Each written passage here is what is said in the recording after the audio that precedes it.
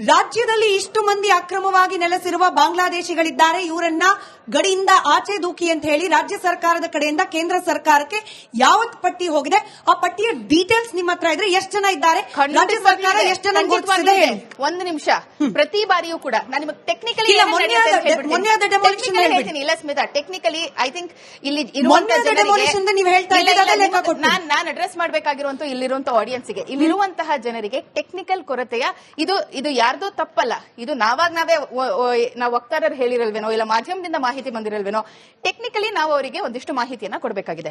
ಪ್ರತಿ ಬಾರಿ ಏನಾಗುತ್ತೆ, ನೀವು ಒಂದು ನಿಮ್ಮ ಮನೆಗೆ ಎಲೆಕ್ಟ್ರಿಸಿಟಿ ಕೊಡಬೇಕಾದಾಗ್ಲೋ, ನಿಮ್ಮ ಮನೆಗೆ ವಾಟರ್ ಕನೆಕ್ಷನ್ ಕೊಡಬೇಕಾದಾಗ್ಲೋ, ಅಥವಾ ಸರ್ಕಾರಿ ಸವಲತ್ತುಗಳನ್ನ ನಿಮ್ಮ ಮನೆಗಳಿಗೆ ಕೊಡಬೇಕಾದಂತಹ ಸಂದರ್ಭದಲ್ಲಿ ಒಂದಿಷ್ಟು ಮಾನದಂಡಗಳನ್ನ ನೀವು ಪೂರೈಸಬೇಕಾಗುತ್ತೆ. ನಿಮಗೆ ಒಂದಿಷ್ಟು ಆಧಾರ್ ಕಾರ್ಡ್ ಅನ್ನೋದು ಇದು ಇತ್ತೀಚೆಗೆ ಬಂದಿರುವಂತದ್ದು 10-15 ವರ್ಷಗಳಿಂದ ಆಧಾರ್ ಕಾರ್ಡ್ ಅನ್ನೋದು ಇರಬೇಕಾಗುತ್ತೆ. ಅದಕ್ಕಿಂತ ಮುಂಚೆ ರೇಷನ್ ಕಾರ್ಡ್ ಅಂತ ಇರಬೇಕಾಗ್ತಿತ್ತು.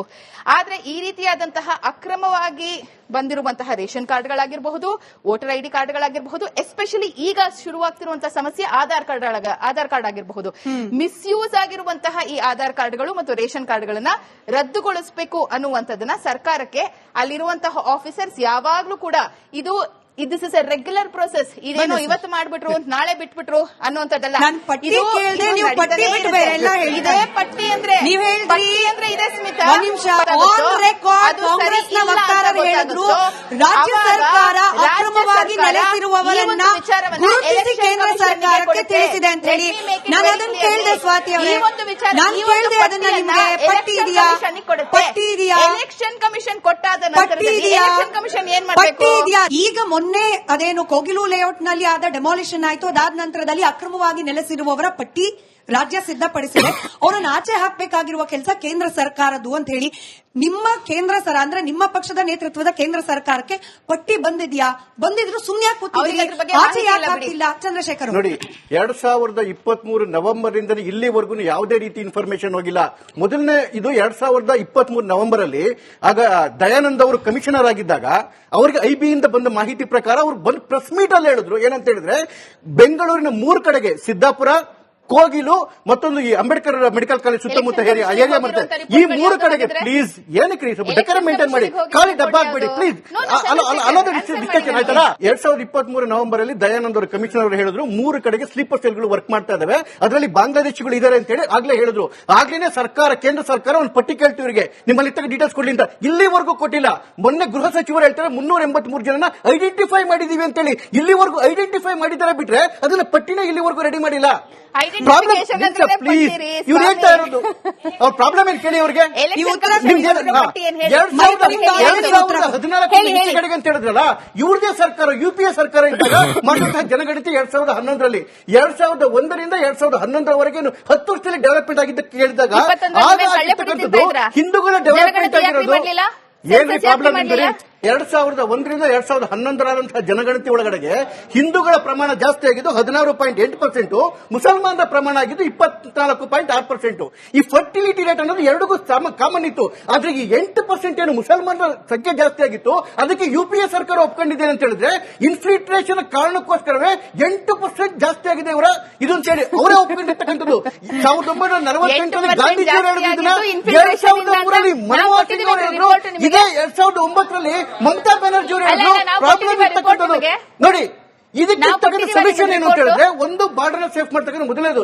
ಎರಡನೇದು ಯಾವ್ದು ಗೊತ್ತ ಸೊಲ್ಯೂಷನ್ ಇರೋದು SIR, special intensive revision of ಇದು. ಬಿಹಾರಲ್ಲಿ SIR ಆಯ್ತಲ್ಲ, ಬಿಹಾರಲ್ಲಿ SIR ಆದಾಗ 47 ಲಕ್ಷ ವೋಟ್ಗಳನ್ನ ಡಿಲೀಟ್ ಮಾಡಿದ್ರು.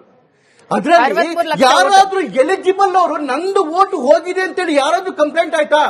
ಇಲ್ಲ ಕಾಂಗ್ರೆಸ್ ಅವರು ಕಂಪ್ಲೇಂಟ್ ಮಾಡಿದ್ರ? Not even single vote. ಸರಿ, ಅದೇ ರೀತಿ ಇವನ್ ಬೆಂಗಾಲಲ್ಲಿ ಆಗ್ತಾ ಇದೆಯಲ್ಲ, ಬೆಂಗಾಲಲ್ಲಿ 28 ಲಕ್ಷ ಡಿಲೀಟ್ ಆಯ್ತು, 28 ಲಕ್ಷ ಡಿಲೀಟ್ ಆಯ್ತು SR ಅಲ್ಲಿ, 29.8 ಲಕ್ಷ. ಈ ಅಕ್ರಮವಾಗಿ ಬಂದು ನೆಲೆಸಿರುವವರನ್ನ ದೇಶದಿಂದ ಆಚೆ ಹಾಕ್ಲಿಕ್ಕೆ CAನೋ NRCನೋ ಅಥವಾ SIR ಈ ರೀತಿಯ ಒಂದು ರಿವಿಷನ್ ನ ಅವಶ್ಯಕತೆ ಇದೆಯಾ? ಈ ಪಾಲಿಟಿಕ್ಸ್ ಅನ್ನ ಪಕ್ಕಕ್ಕಿಟ್ಟು ರಿವಿಷನ್ ಆಗಬೇಕು ಅಂದ್ರೆ ಹೇಗಾಗಬೇಕು, ಏನಾಗಬೇಕು? ಮೇಡಮ್, 2 ಮುಖ್ಯವಾದ ವಿಷಯನ ಹೇಳ್ಬಿಡ್ತೀನಿ. ಮೊದಲನೇದು ಸ್ವಾತಿ ಅವ್ರು ಹೇಳಿದ್ರು ಏನೋ ಇಲ್ಲಿಗಲ್ ಇಮಿಗ್ರೇಷನ್ ಆಕ್ಟ್ ಅಂತ ಏನೋ ಇದೆ ಅಂತ, ಆ ತರದ್ ಯಾವ ಕಾನೂನು ಇಲ್ಲ. ನೀವು ಯಾವ್ದಾರು ಇದ್ರೆ ಗೂಗಲ್ ಗೊತ್ತಿಲ್ಲ ಅಲ್ಲ, ಇಲ್ಲಿಗಲ್ ಇಲ್ಲ ಒಂದ್ ನಿಮಿಷ ಹೇಳ್ತೀನಿ, ಇಲ್ಲ ಇಲ್ಲಿಗಲ್ ಇಮಿಗ್ರೇಷನ್ ಆಕ್ಟ್ ಅನ್ನೋದಿಲ್ಲ, ಫಾರಿನರ್ಸ್ ಆಕ್ಟ್ ಆಫ್ 1946 ಅನ್ನೋದಿದೆ. ಆಯ್ತಾ?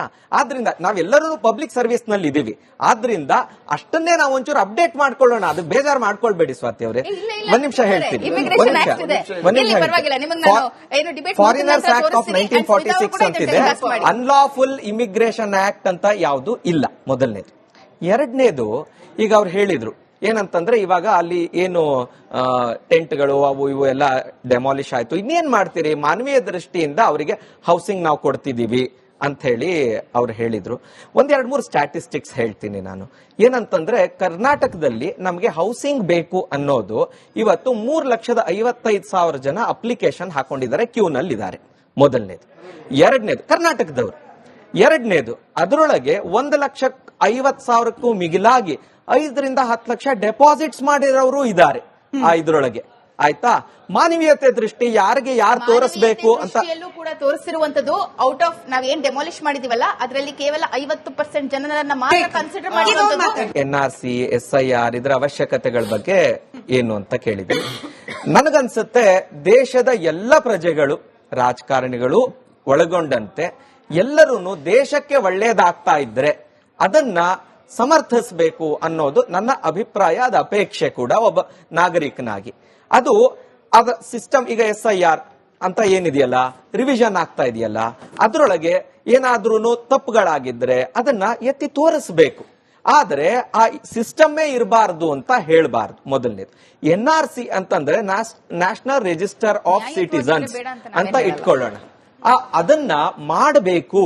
ನಮ್ ದೇಶದಲ್ಲಿ ಇವಾಗ ತುಂಬಾ ಸಿಂಪಲ್ ಅಪ್ಪ, ನಮ್ಮ ಸ್ಕೂಲ್ ನಲ್ಲಿ ಕಾಲೇಜ್ ನಲ್ಲಿ ಯಾರ್ಯಾರು ಸ್ಟೂಡೆಂಟ್ಸ್ ಇದ್ದಾರೆ ಅಂತ ನೋಡ್ತಿರ್ತೀವಿ ನಾವು, ಯಾರ್ಯಾರು ಪಟ್ಟೀಲಿದ್ದಾರೆ ಅಂತ. ಇಡೀ ದೇಶದಲ್ಲಿ ನಮ್ ದೇಶದ ಸಿಟಿಸನ್ಸ್ ಯಾರು ಸಿಟಿಸನ್ಸ್ ಅಲ್ಲ ಅನ್ನೋದು ತುಂಬಾ ಅವಶ್ಯಕತೆ ಇದೆ. ಯಾಕೆ ಅಂದ್ರೆ ಹೀಗೆ ನಡೆದ್ರೆ ಮತ್ತೆ ಎಲ್ಲರಿಗೂ ಗೊತ್ತಿದೆ resources are very limited, demands are more. ಅಂತ ಸಂದರ್ಭದಲ್ಲಿ ಅದ್ರದ್ದು ಯೋಗ್ಯ ವಿತರಣೆ ಆಗ್ಬೇಕು ಅಂತಂದ್ರೆ ಯಾರಿಗ್ ಕೊಡ್ಬೇಕು, ಯಾರಿಗ್ ಮಾಡ್ಬೇಕು ಅಂತ ನಾನು ಆವಾಗಲೇ ಹೇಳಿದ್ನಲ್ಲ, ಇಷ್ಟ ಅಪ್ಲಿಕೇಶನ್ಸ್ ನಮ್ಮ ರಾಜ್ಯದಲ್ಲೇ, ನಮ್ಮ ರಾಜ್ಯದವ್ರದೇ ಇದೆ. ಅವಾಗ ಪ್ರಯಾರಿಟಿ ಹೇಗೆ ಕೊಡ್ಬೇಕು, there may be various criteria. ತುಂಬಾ ಒಂದು ಸಮಸ್ಯೆ ಬಂದಾಗ ಅದನ್ನು ಅಡ್ರೆಸ್ ಮಾಡ್ಬೇಕಾಗತ್ತೆ, ಅಡ್ರೆಸ್ ಮಾಡಬಾರ್ದು ಅಂತ ನಾ ಹೇಳಲ್ಲ. ಅದಕ್ಕೆ ಒಂದು ಸಿಸ್ಟಮ್ ಅಂತ ಇರುತ್ತೆ. ಸಿಸ್ಟಮ್ ಮಾಡ್ಬೇಕು ಅಂದ್ರೆ ಅದಕ್ಕೊಂದು ಡೇಟಾ ಬೇಕು. ಈ ಡೇಟಾ ಬೇಕು ಅಂದ್ರೇನೆ NRC, SIR ಎಲ್ಲ ತುಂಬಾ ಅವಶ್ಯಕತೆ ಇದೆ. ಇದನ್ನ ಪಕ್ಷಾತೀತವಾಗಿ ಎಲ್ಲರೂ ಸಮರ್ಥಿಸಬೇಕು. ನಾವು ಎಲ್ಲರೂ ಒಟ್ಟಾಗಿ ನಮ್ಮ ದೇಶದ ಬಗ್ಗೆ ಕಾಳಜಿ ವಹಿಸಬೇಕು, ನಾವು ಮಾಡಬೇಕು. ಸರಿ.